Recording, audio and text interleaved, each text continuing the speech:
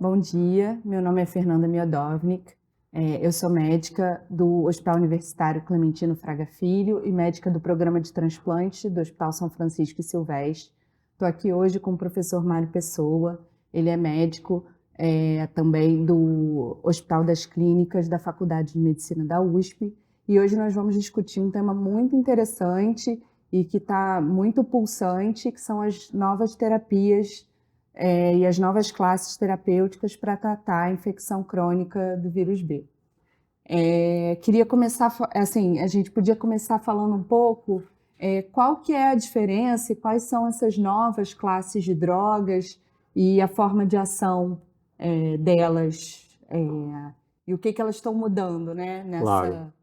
Acho que, Fernanda, por muitos anos, os estudos que nós fizemos inicialmente com os interferons, né, no passado, que o imunomodulador, que realmente a chance de cura funcional, porque hoje o que a gente almeja realmente no tratamento do vírus B é a cura funcional, ou seja, a negativação do AGHBS, já que o vírus B é um DNA vírus que está aí para sempre. Você não tem nenhuma droga, pelo menos nem no pipeline, que eu saiba, que possa atuar no cccDNA, que é esse DNA pequeno, circular, que está no núcleo do hepatócito e que a gente não consegue chegar lá ainda. Então, falar em esterilização do vírus B é algo impossível nesse momento. Ou seja, então, o que nós queremos e o que vem se desenvolvendo nesse momento são drogas que consigam aumentar a chance do indivíduo fazer a cura funcional, que é a negativação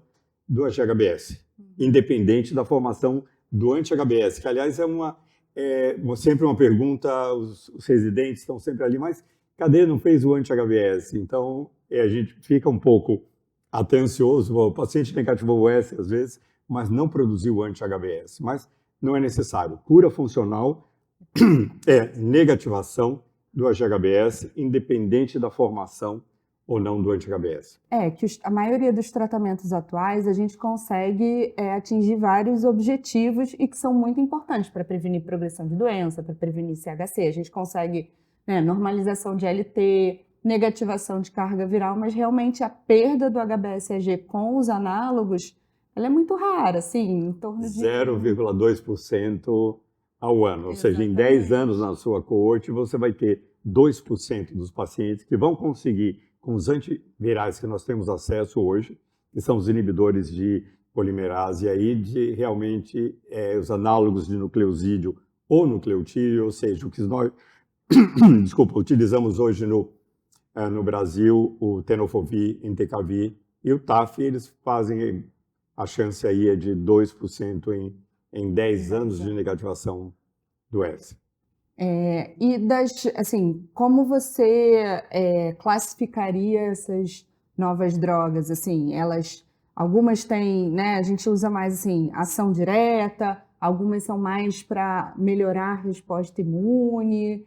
Como que elas estão sendo? Qual área assim do vírus que a gente está usando como alvo nesse pipeline de novas drogas, né? Essas novas drogas que têm sido desenvolvidas realmente vêm de acordo com todo o conhecimento de como se dá o ciclo do vírus dentro do hepatócito. Então, você, por exemplo, tem hoje desenvolvido uma droga que não deixa o vírus entrar na célula hepática. O interessante é que Mirclodex, que inclusive está aprovado não para hepatite B, mas aprovado temporariamente para ver os resultados em vida real, etc., na Europa, para a combinação do vírus B e vírus Delta, porque aparentemente, o Delta precisa do envelope do vírus B para entrar no hepatócito.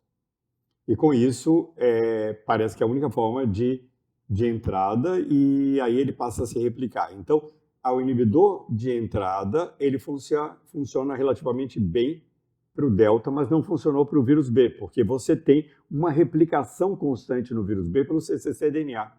Então, não importa se você diminui a entrada do vírus B, mas você continua produzindo a GHBS essa classe ela não consegue atuar nas células que já estão infectadas, né? Ela não Exatamente. consegue eliminar o vírus da célula, mas ela consegue evitar que o vírus diminui a infecção eventualmente de novas células, mas essa infecção é perene pelo cccDNA. Então você tem duas formas de infecção que no futuro talvez a gente consiga, quer dizer, é o cccDNA e o DNA do vírus que está incorporado no DNA do hospedeiro. Essas duas formas tornam a infecção pelo vírus B perene. Então, esse inibidor de entrada, que é essa droga que foi aprovada para o Delta, não vai ser utilizada mais para infecção pelo vírus B isoladamente.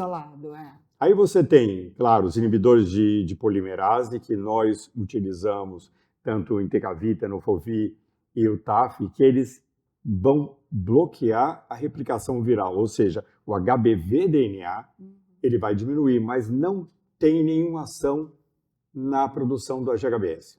Então, o que acontece? A gente inibe totalmente, esses indivíduos estão aí há muitos anos utilizando o antiviral, mas eles continuam com uma produção enorme de HBS que funciona como algo que inunda tanto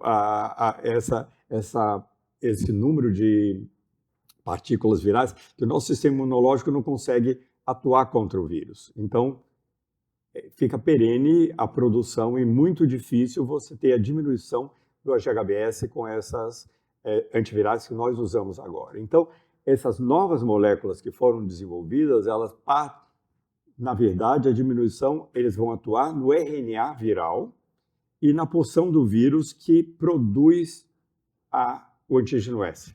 Então, vocês têm principalmente os pequenos RNAs de interferência, que nós chamamos, que se acoplam ali na porção do RNA que vai produzir a GHBS. Então, tentando nocautear a produção do HBS. Então, essas são as drogas que estão. Então, inibidor de capsídeo, inibidor da formação da segunda fita do RNA, e isso diminui, então, a produção do HBS. E foi publicado fase 2 o ano retrasado no New England do Bepirovirsen 100, que é esse RNA de interferência que é o antisense. Ele vai lá e ele se acopla, não deixando a produção do RNA continuar na porção de produção do HBS.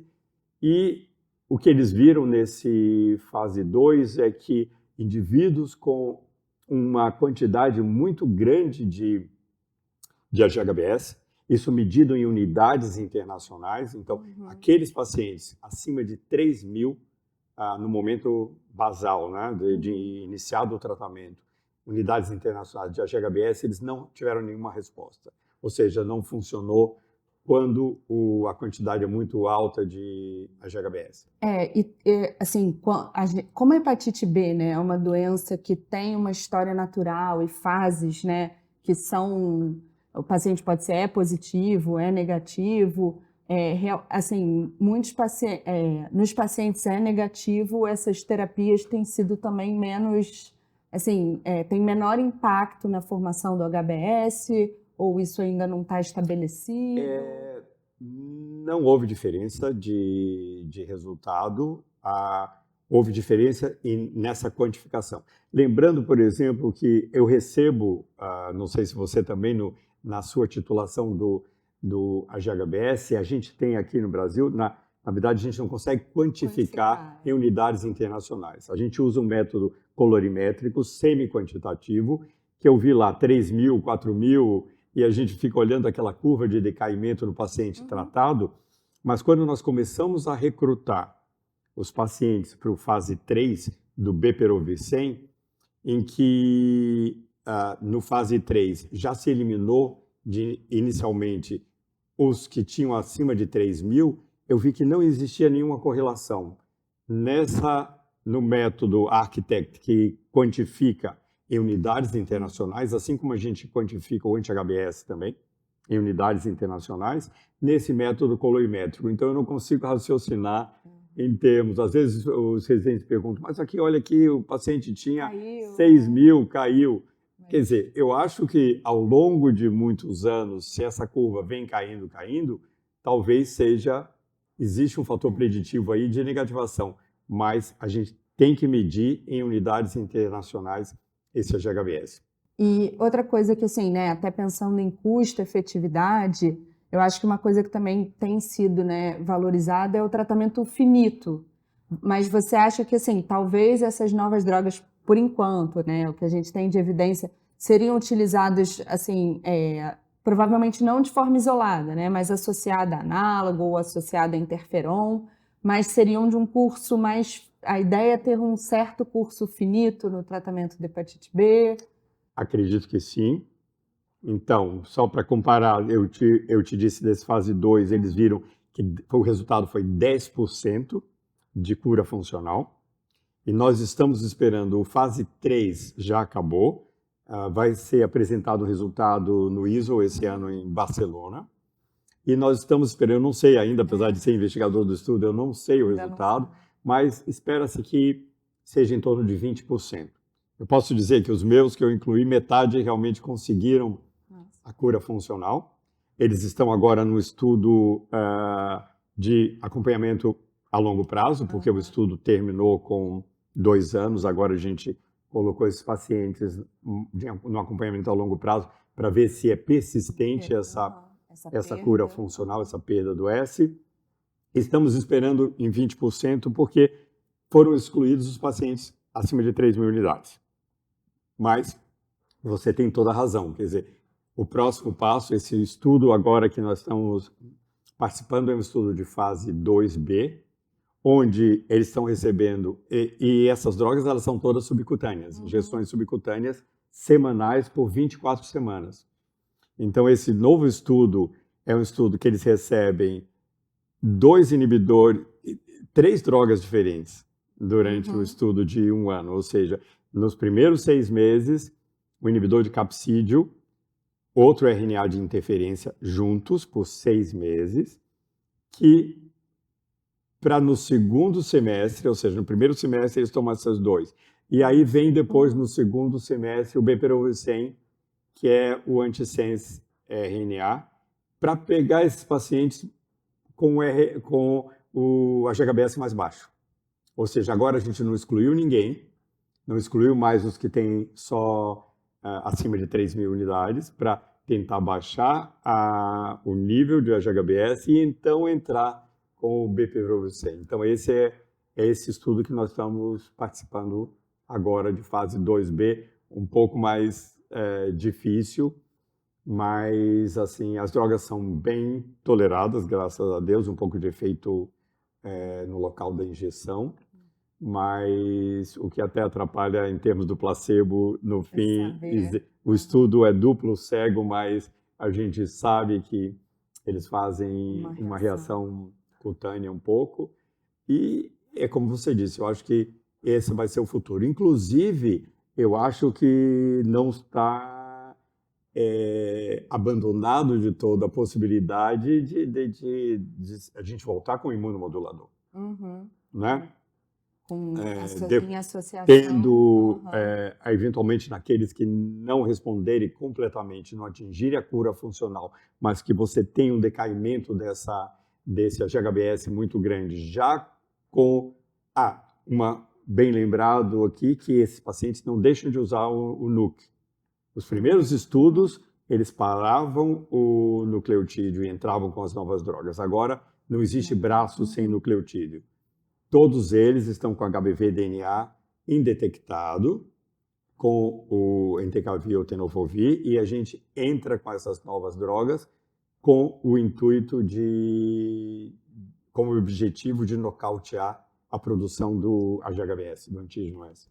Que a hepatite B, ela tem muitas, assim, né, ela age, o vírus, ele age de muitas formas da célula, tanto da integração do DNA e do cccDNA, como também da resposta imune do hospedeiro. Então, provavelmente, assim, faz um sentido teórico a gente também associar um imunomodulador, se o objetivo é efetivamente, né, essa perda e cura. Eu vejo, aliás, para te falar a verdade, eu sou Fiquei muito triste com a retirada do PEG interferon Interferon, como forma de tratamento, porque eu acho que existe talvez um número pequeno de pacientes, mas um número pequeno que se beneficia muito com o uso do imunomodulador. Então, paciente jovem que tem a ALT relativamente alta, que não tem uma carga viral extremamente alta, esses indivíduos têm um tratamento finito, HbE positivos. Aquele E positivos que tem essas características, a gente viu uma negativação do S que chegou próximo de 20%, com um tratamento finito de 24 semanas. E nesses pacientes, até, como o senhor tinha falado, da quantificação do HbSAg, seria, porque é uma forma de predizer a resposta, né? A quantificação. Então, seria até uma ferramenta também interessante para a gente pensar no tratamento. Alguma outra mensagem? Você lembra que alguns estudos da Europa e da Ásia, antes da gente ter essas novas drogas desenvolvidas, tentaram a parada do tratamento antiviral. Sim. E essa parada a gente viu que tem relação com a quantificação do HbS. Então a gente sabe, por exemplo, que no paciente caucasiano você poderia, desde que ele não tenha cirrose, né, você poderia parar. Se ele está estável há mais de 3 anos com a carga viral indetectável, se você quantifica, tem a possibilidade de quantificar. Agora os laboratórios privados estão começando a quantificar o HbS em unidades internacionais, ou seja, pacientes caucasianos com menos de 1.000 unidades, você teria, e não cirróticos, uma chance de tentar a parada, monitorar muito de perto, porque vai haver uma reativação, e essa reativação ela pode ser dominada pelo sistema imunológico ou pode ser dominada pelo vírus. E uma dica é, se você tem a subida, por exemplo, do HBV-DNA junto com o HbS, o vírus está dominando e aí, eventualmente, esse indivíduo não vai sustentar essa parada. Mas se você tem a subida do HBV-DNA, mas o S não está subindo, o HbS, esse indivíduo tem uma chance aí de próximo de 40% de ficar sem nenhuma droga. Né? Então seria assim, né? É uma certa... A gente, né, a gente acaba estimulando como se fosse um flare. Exato, que é necessário. Que é necessário para estimular o sistema imune e também, às vezes, até nesse flare, atingir aí a cura funcional. E nesse raciocínio, como você disse, que o imunomodulador entraria depois que a gente nocauteasse o S. Aqueles que diminuíram muito o HbS, que é o que inibe o sistema imunológico, ele não deixa ele agir. No momento em que a gente fez esse primeiro com essas novas drogas, esses RNAs de interferência, aqueles que não atingiram eventualmente a cura funcional, entraríamos com o imunomodulador, seria o momento ideal do ponto de vista de raciocínio de entrada do imunomodulador. Então acho que aqui a gente conseguiu resumir bem, né, as formas de ação. Não sei se você tem alguma coisa mais para acrescentar. Acho que não, eu acho que eu estou muito ansioso em ver o resultado do fase 3, para ver o quanto vai funcionar esse RNA antisense, né, o bepirovirsen, que nós vamos ver esse resultado agora em maio, e aí nós vamos ter mais novidades. E o futuro é esse, é a combinação, porque esse vírus é um vírus extremamente inteligente, a gente pensa que dominou ele, mas ele tem uma outra forma de, né? Exatamente, de sobreviver. De sobreviver. E, como todo DNA vírus, é perene. Nós não temos ainda a possibilidade de, até esse momento, de esterilização dessa infecção pela presença do DNA do vírus no núcleo do hepatócito. Acho que é isso. Obrigada. Obrigado, Foi Fernanda, ótima também. Conversa.